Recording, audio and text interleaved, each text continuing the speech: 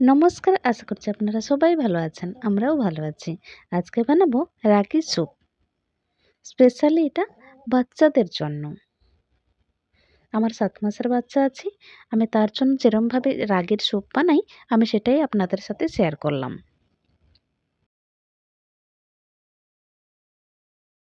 আমি ১ table spoon রাগি powder নিয়েছি। তাতে ৩০০ ml পরিমাণ মতন জল দিয়েছি। দেখুন আমি খুব ভালো করে মিক্স করে নেব। আমার মিক্স করা হয়ে গেছে খুব ভালো করে।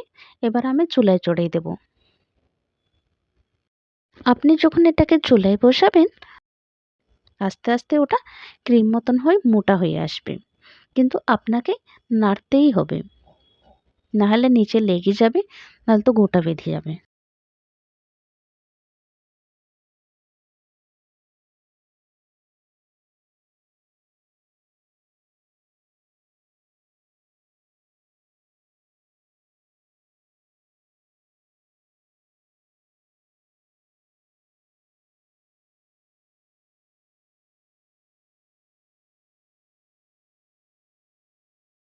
দেখুন প্রায় হয়ে এসছে। এটা বেশি মোটাও হবে না, আবার বেশি পাতলাও হবে না। আমি যেরমভাবে করছি আপনি সেরমভাবেই বানাবেন।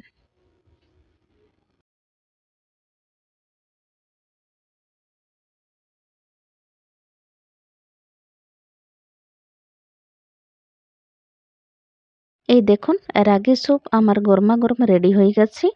এবার বাচ্চাকে খাবার দেওয়ার জন্য আমি বের করে নিচ্ছি। আপনি যখন এটাকে বাচ্চাকে খাওয়াবেন তখন একটু ঘি দিয়ে দেবেন। দেখুন আমি ঘিটা দিয়ে ভালো করে মিক্স করে নিচ্ছি। আমার এই রেসিপিটা যদি আপনাদের ভালো লেগে থাকে তাহলে একটা লাইক, শেয়ার আর সাবস্ক্রাইব করতে ভুলবেন না। Thank you.